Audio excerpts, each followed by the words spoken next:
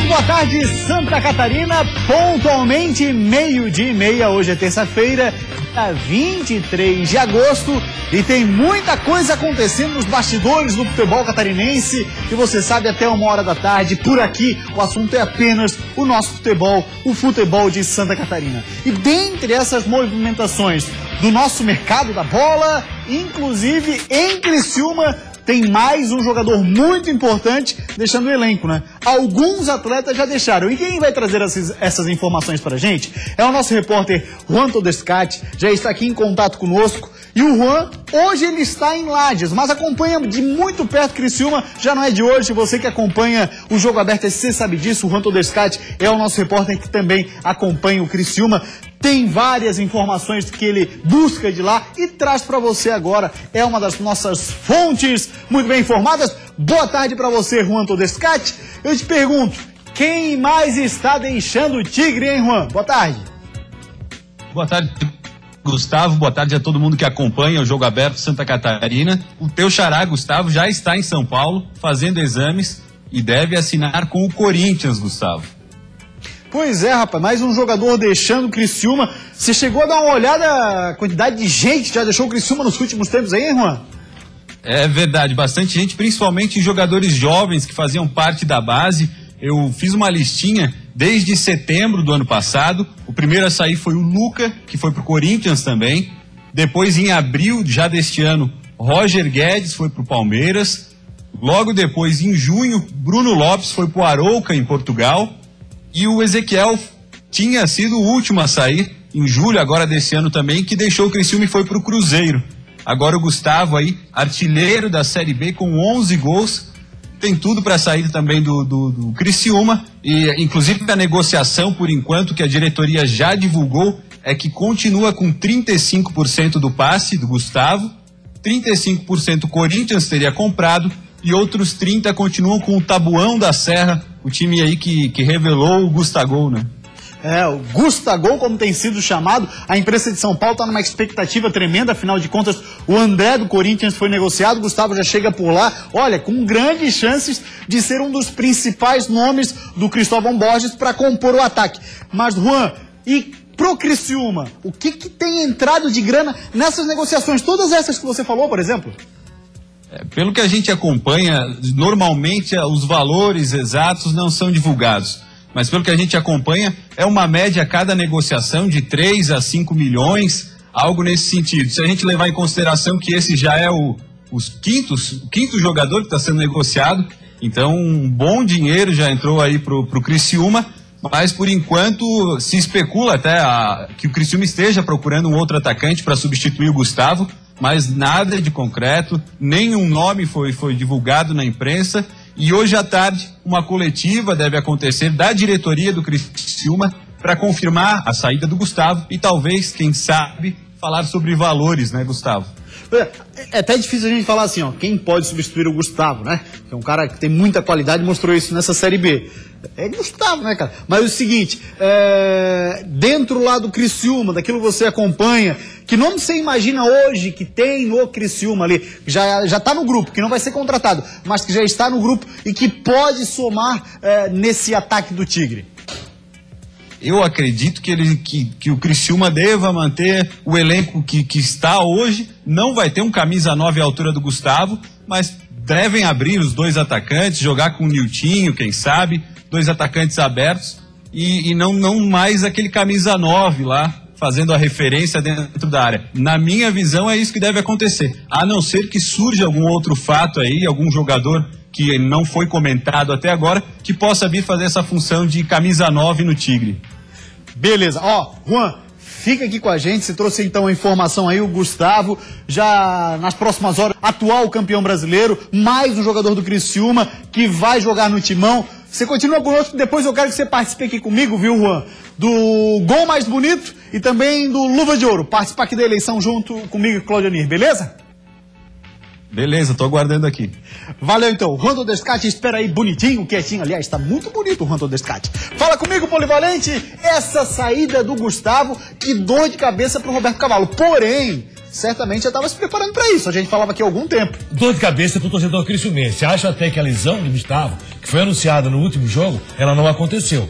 O Gustavo não foi porque a negociação estava muito adiantada. Belíssimo jogador, um atacante que hoje faz tanta falta no Brasil. E nesse futebol brasileiro, o Criciúma vai buscar onde um novo atacante para substituir o Gustavo. Vai ter que tentar, de forma caseira, acertar o time. Eu vejo com, assim, muita tristeza sair do Gustavo do Criciúma. Digo isso porque entendi que o Criciúma era a equipe catarinense com maiores chances de chegar à Série A do Campeonato Brasileiro. E para isso precisa de gols. Eu não tenho de cabeça quantos gols o Criciúma marcou até agora na Série B do Campeonato Brasileiro. Mas Gustavo foi responsável direto por 11 gols. Direto porque foi ele que marcou. Além da assistência que ele deu durante a Série B do Brasileiro. É um cara muito importante para o Criciúma. Lamento a sua saída. Acho muito importante para o jogador, logicamente, que saiu do Taboão da Serra para praticar futebol amador muito recentemente. Roberto Cavalo apostou nesse jogador. Ele acabou aparecendo muito bem. Inclusive uns achavam que o Gustavo vê bem o que é o futebol. Que o Gustavo não teria chance no Criciúma.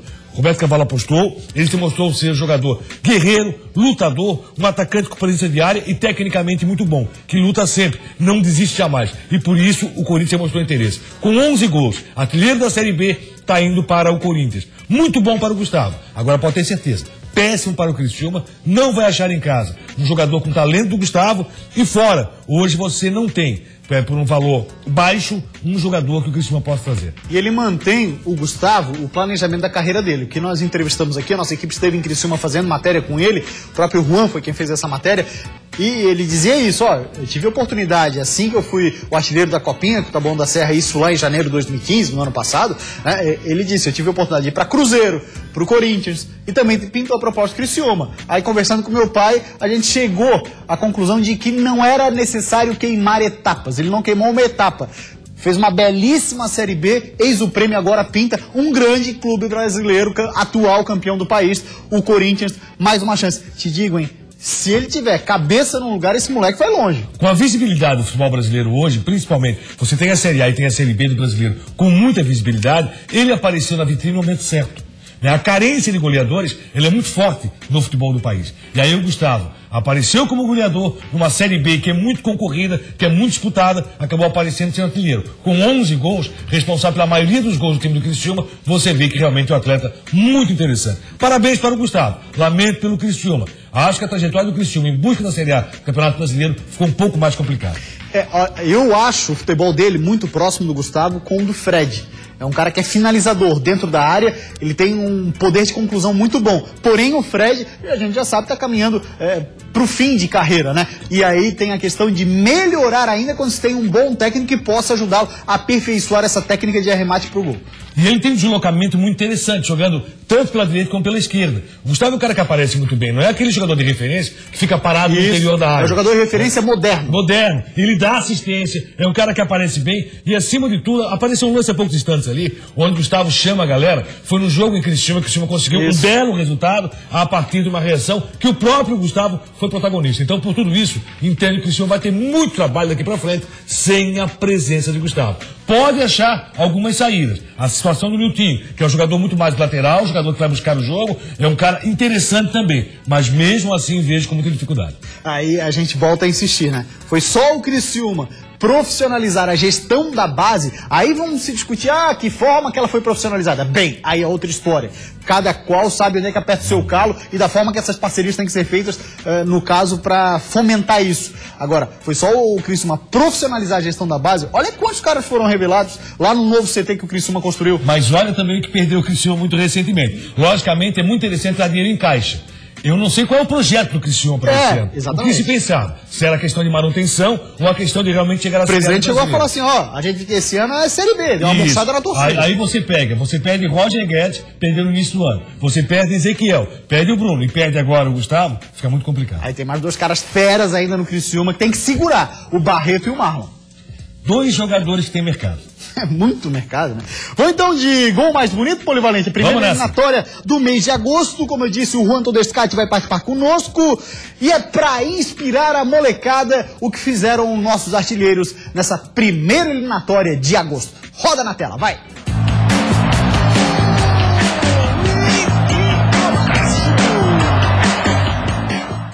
Para se tornar bom em alguma coisa, tem que começar pequenininho.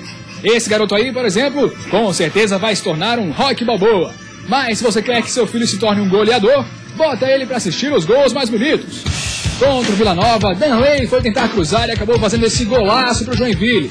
Chiquinho do Barra pegou essa bola de primeira e deixou o goleiro do Jaraguá na saudade. Golaço.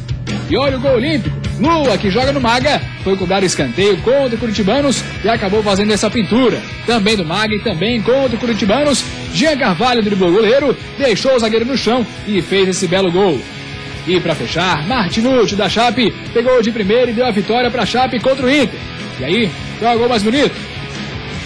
Pois é, vou repassar essa pergunta, Luquinha. Primeiro, Claudinei Miranda, você vai de grife de argentino ou você vai no terrão do Campeonato Catarinense da Terceirona? Não, eu vou no terrão da Terceirona. Os gols foram mais bonitos que do argentino. Isso ficou muito claro. Talvez o grau de dificuldade não tenha sido maior, mas fazer gol olímpico é algo muito difícil. Eu também acho. Muito difícil. Eu também acho. Complicadíssimo. Em homenagem às Olimpíadas, que já tá deixando saudade, eu vou de gol olímpico. Tô na depressão.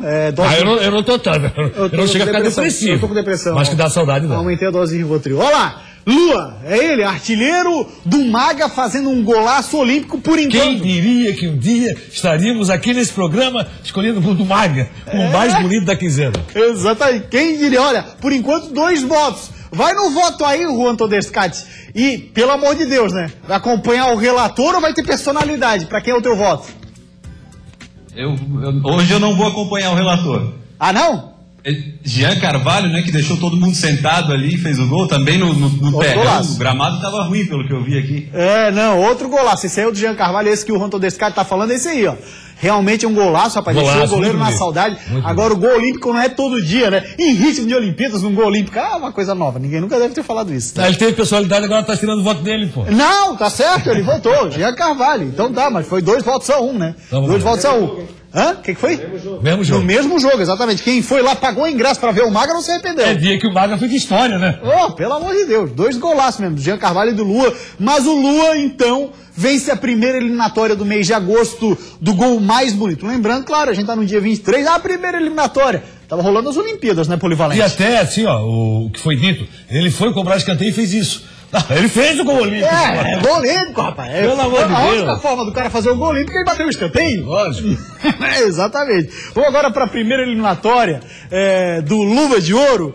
E olha só, os artilheiros tentaram, mas no meio do caminho tinha um goleiro. Vai.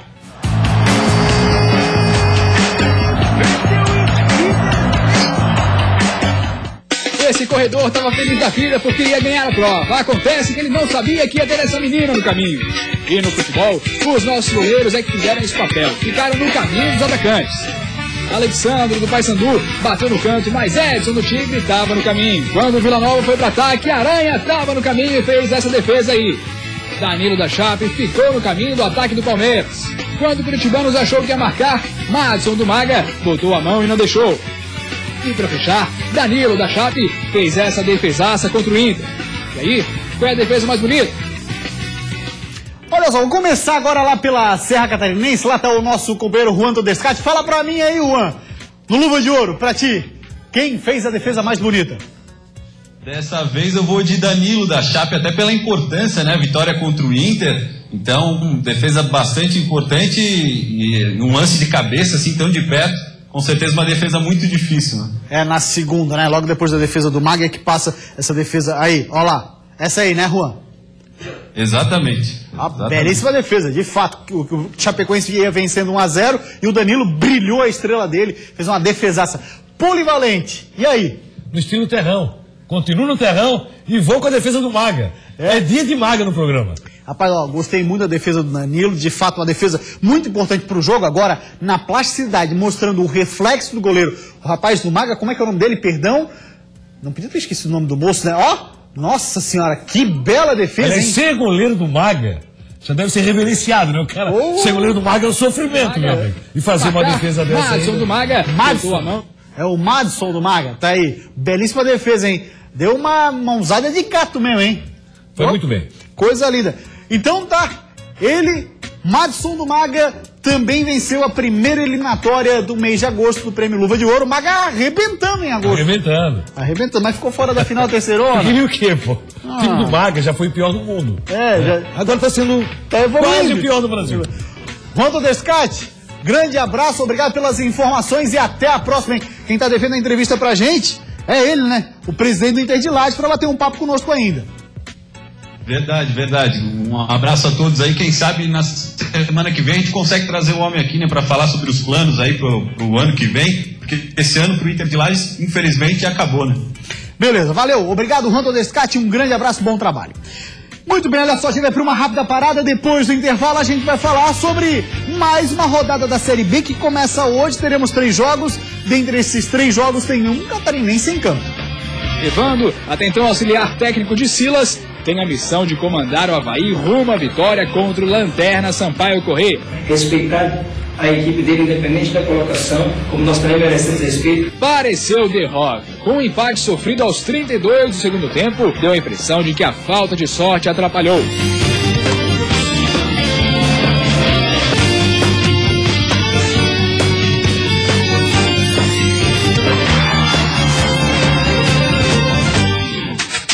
Voltamos com o Jogo Aberto SC. Na tela para você o jogo que nós temos hoje, de Catarinense, na segundona do Brasileirão. 21ª rodada, Sampaio Corrêa Avaí. Jogo que acontece no Castelão, lá em São Luís do Maranhão. Jogo 7h15 da noite. E o técnico Evandro, pelo menos interino até aqui, prega respeito contra o Lanterna do campeonato. O Leão precisa de uma luz. Depois da derrota doída contra o Bahia por 3-0, o Iluminado assume como interino. Evandro, até então auxiliar técnico de Silas, tem a missão de comandar o Avaí rumo à vitória contra o Lanterna Sampaio Corrêa. Mas já dá a letra. Não tem jogo ganho. Mas não existe nenhuma obrigação por ele estar em último, porque eles empataram com o Vasco, então o Vasco tinha a obrigação de ganhar de goleada. Não existe isso. Equilíbrio total na competição, respeitar a equipe dele, independente da colocação, como nós também merecemos respeito, e o maior respeito que nós possamos dar a eles é jogar o nosso melhor futebol e buscar a vitória. Só que não dá pra negar que a oportunidade para conseguir a primeira vitória fora de casa é enorme. Evandro vai mexer no time. Na zaga, Betão deve estrear. No meio, Menezes deve começar jogando. E o Leão vai ter 3 jogadores de frente: Tatá, Rômulo e Lucas Coelho. Marquinhos fica de fora para aprimorar a parte física. E Gabriel, convocado para a seleção sub-20, não vai pro jogo. O adversário, o Sampaio Corrêa do técnico Flávio Araújo, tem confirmado o Pimentinha e tá lá no elenco o Diogo Orlando. E não tem Edgar, que é o principal jogador do Sampaio Corrêa, que é uma boa para o Avaí. A dupla de zaga também está fora. Flávio Araújo ainda não venceu como técnico de Sampaio. Estreou na última rodada do turno do campeonato, acabou empatou com o Vasco, pegando um grande resultado fora de casa e agora enfrenta o Avaí. Só não entendo por que Gabriel está sendo poupado para a Seleção Brasileira Sub-20. Também não entendi. Não dá para entender essa. Eu acho que pode estar muito próximo daquilo que acontece com o Gustavo, na vida do Avaí. Entendo assim, porque não vejo como você preservar um jogador para se apresentar na Seleção Brasileira Sub-20. Menezes no meio, vamos ver seu comportamento. Eu acho que o William realmente hoje não é titular no time do Avaí. Vive uma fase muito ruim. Tá certo o Evandro colocá-lo no banco. Vamos ver o Betão como vai se comportar como zagueiro do Avaí. O Avaí tem que vencer esse jogo. Tem que buscar a primeira vitória fora de casa. Vai ser um compromisso difícil, complicado. Tem promoção de tudo quanto é tipo. Se levar leite em pó, paga R$10. Se levar feijão, paga R$15. Então, o torcedor do Sampaio, que sempre comparece ao estádio, vai mais uma vez. A 9 pontos para sair do Z4. O Sampaio tem uma dificuldade muito grande. Tem que fazer um turno muito interessante. Mas o Avaí também. O Avaí não pode bobear. Se perder para o Sampaio, o Avaí entra na batida de brigar contra rebaixamento e só. Se levar feijão, arroz, farinha e charque, faz uma feijoada bacana. Bacana, bonita. É uma delícia, né, cara? Muito bem, falar do Joinville, porque a rapaziada tá pregando a questão de falta de concentração, tanto no ataque quanto na defesa. Aí, cara, só descobriram isso agora? Aí já tá na virada, estamos no retorno do campeonato. Pareceu derrota. Com o empate sofrido aos 32 do segundo tempo, um jogo em que o Jack teve domínio, mas não aproveitou as várias oportunidades, deu a impressão de que a falta de sorte atrapalhou. Mas pro zagueiro Liger é mais do que isso. Acho que a gente tem que focar mais um pouco mais nesse sentido de concentrar mais os 90 minutos da partida, pra gente não poder, acho que nem falhar tanto lá atrás e tanto ali na frente na hora que surgir as oportunidades. E como precisa contar com todos os detalhes para sair do Z4, o Jack vai reclamar essa semana com a CBF por erros de arbitragem cometidos contra o time ultimamente. No jogo do fim de semana, a reclamação foi de um pênalti não marcado em cima de Eliardo. Agora começa a preparação a todo vapor para o clássico contra o Criciúma no Heriberto Wilson na sexta-feira. Tá certo, o Santa Catarina tem que fazer isso mesmo, Clóvis. Se sentir injustiçado, vai lá e berra, né? Porque todo mundo chora por isso. Mas em cima desse lance é complicado, viu? Acho que houve um choque. E não dá pra reclamar, não. Foi pênalti, isso prejudicou totalmente o Joinville. O que prejudicou o Joinville foi o número de gols perdidos, principalmente no começo da partida. O Joinville perdeu um gol demais. A batida do Joinville é pra brigar contra o rebaixamento, vai ter que lutar muito, brigar muito, fazer um campeonato muito interessante. E tem uma briga direta contra o Criciúma. Esse lance aí, ó. Você acha que não foi pênalti, Clóvis? Cara, assim, ó. Eu achei que foi. Dá pra marcar esse pênalti. Dá pra marcar esse pênalti sim, porque o jogador já tinha tocado na bola e só depois houve o choque. Dá pra marcar, dá. Mas nesse jogo, não foi esse aí o fator preponderante pro Joinville empatar com o Verdense. Pois bem, rapaziada, a gente vai para uma rápida parada. Depois do intervalo, uma ótima notícia para o esporte Santa Catarina. Isso a gente já pensando na Olimpíada de 2020, que vai acontecer em Tóquio. E também, claro, vamos falar de Figueirense, para a busca de um técnico, e também da Chape.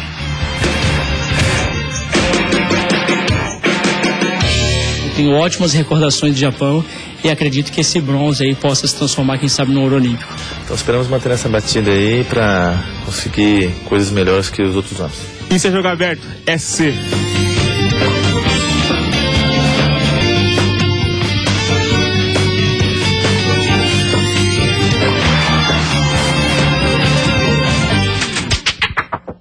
Voltamos com o jogo aberto. É claro, o Figueira ainda está na busca de um técnico, mas ontem a gente deu preferência para como é que lembrar essa última passagem, que diga-se foi relâmpago do Argel pelo Scarpelli. Argel Fuchs chegou ao Figueirense para sua terceira passagem no dia 12 de julho desse ano, 2 dias depois de ser demitido no Internacional. Segundo ele, só voltou tão rápido à beira do gramado porque o time era o Figueira. E eu não podia negar um convite do Figueira, até porque o convite do Figueira é uma convocação. Na mesma entrevista, Argel demonstrou que confiava no grupo e principalmente no poder de reação do time sob o seu comando. Esse grupo é um grupo que tem qualidade. Vários jogadores trabalharam comigo, sabem a maneira da gente trabalhar, né? Sabem a maneira da gente se comportar, né? Sabem a maneira que eu gosto, né? E eu vi o Figueira jogando aqui, principalmente contra o Inter, sendo aquele Figueira, aquele legado que a gente deixou. Um dia depois da apresentação, Argel já comandava o time contra a Ponte Preta pela Copa do Brasil. Empate no Scarpelli no primeiro jogo da terceira fase. No jogo de volta, em Campinas, a primeira grande derrota, 5-0 para a Ponte Preta, e Argel já demonstrava insatisfação com o elenco. É questão de atitude, é questão de comportamento, né, dentro do campo. Então é um resultado que a gente tem vergonha. No total, Argel comandou o Figueirense em 8 jogos nessa terceira passagem pelo clube. Conquistou 1 vitória, sofreu 3 derrotas e empatou 4 partidas. Um aproveitamento de 29% dos pontos. Em seu pronunciamento de despedida, Argel lamentou não ter conseguido ajudar o clube na luta contra o rebaixamento. Agradeço a oportunidade do presidente. Gostaria de ter feito mais, presidente, né? Mas saio de cabeça erguida porque dei o máximo, dei tudo que eu podia fazer, usei toda a minha experiência. Claudinei Miranda, te surpreendeu essa saída do Argel do estádio? Surpreendeu. Durante a jornada eu falei o seguinte: o Argel não sai de Capelli, até porque não era o pensamento da diretoria do Figueirense. Foi o pensamento do próprio Argel. Realmente foi uma decisão do Argel deixar o Alvinegro. Agora está me surpreendendo negativamente é a forma que a diretoria do Figueirense está tratando o assunto. O Figueirense está sem treinador, está apostando no Tuca. O Kleber Gil falou ontem, não, mas o técnico do Flamengo foi campeão da Copa São Paulo, futebol júnior. É diferente, Zé Ricardo. O técnico do Botafogo, Jair Ventura, vinha dirigindo a categoria de base. O Tuca, eu não sei o que pode fazer numa série de campeonato brasileiro. Então estou muito assustado da forma que o Figueirense está tratando o assunto. Acho que o Figueirense tem que trabalhar muito rápido, o Figueirense está a caminho de passar das largas para a Série B do Campeonato Brasileiro. Se não tomar cuidado, quando tentar retomar, não dá tempo mais. Agora aqui, ó, independente da decisão, 5 resultados ruins, não me demite o cara de novo, né? Quem vier, se for o Tuca, qualquer coisa, porque pelo amor de Deus. A questão do Tuca é o seguinte, enfrenta o Flamengo amanhã. O Flamengo vem com o time alternativo. Venceu o Flamengo, fica o Tuca. Muito bem, agora falar da Chapecoense, porque começou muito bem o retorno, o Verdão do Oeste. E fala pra gente, Danilo, começou bem demais, hein?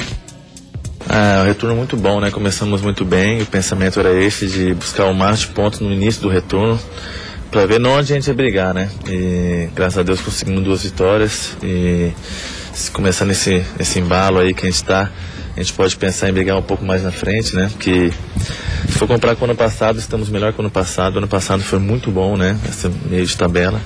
Então esperamos manter essa batida aí para conseguir coisas melhores que os outros anos. Lembrando, próximo jogo do Chapecoense pela Copa Sul-Americana, Cuiabá, lá na Arena Pantanal. Vai entrar mulher de graça, crianças também. Quinta-feira. Exatamente, quinta-feira. Vamos falar agora de uma ótima notícia para Santa Catarina, isso a gente já pensando, viu, Glória, em 2020, porque o Karatê está confirmado e será presença forte do Brasil com ele, Douglas Bros, no Karatê em 2020. Olha lá.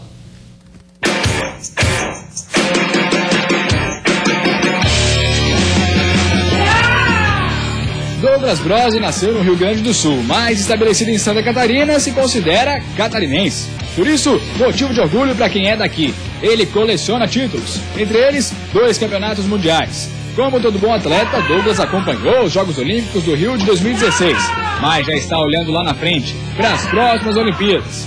O Comitê Olímpico Internacional confirmou a inclusão de surf, beisebol, skate, escalada e, para alegria de Douglas Bros, Karatê nos Jogos Olímpicos de 2020, em Tóquio, no Japão. Quando foi incluso mesmo, já senti um frio na barriga, mas estou focando ano a ano. Esse ano tem Campeonato Mundial, ano que vem tem World Games, depois começa de novo Jogos Sul-Americanos, Jogos Pan-Americanos até chegar nos Jogos Olímpicos. Então tem um bom caminho aí pela frente, o foco principal está lá, mas a gente está fazendo ano a ano para fazer um bom trabalho, para chegar bem preparado. O caminho é longo e a pressão, quando o momento chegar, vai ser grande. Por isso, a preparação começa agora e não para um instante sequer. Até porque a técnica de Douglas é sua esposa, Lucélia Santos, tetracampeã pan-americana de Karatê. Era um sonho que todos os karatecas do mundo inteiro tinham há muitos anos. E eu acho que veio num momento muito legal, principalmente assim pro Brasil, onde a gente tem atletas com chances reais de chegar e chegar bem, assim, né, como Douglas, como Vinícius. Então acho que chegou numa hora boa, uma coisa que era esperada há muito tempo. Daniel, filho de Douglas e Lucélia, tem apenas 2 anos. Apesar de já ter entrado no mundo do Karatê, daqui a 4 anos ainda não vai poder competir. Mas, como todos os catarinenses e brasileiros, vai estar torcendo pela medalha de ouro do pai. E as chances são grandes. Já tive a oportunidade de lutar no Japão, foi minha primeira medalha mundial, foi no Japão, em Tóquio, quando eu fui medalha de bronze. Então tenho ótimas recordações do Japão e acredito que esse bronze aí possa se transformar, quem sabe, no ouro olímpico. Estamos na torcida desde já, Polivalente. Que momento, hein? Aliás, para o Brasil, muito bom. Surf, o skate e o karatê, chance de medalha. Na escalada, não sei. Acho que não vai dar nada, muito menos no beisebol. Valeu, Polivalente. Grande abraço. O Jogo Aberto SC de hoje fica por aqui. A gente volta amanhã ao 12:30. Ótima tarde pra você. Vem aí o Olhares. Tchau.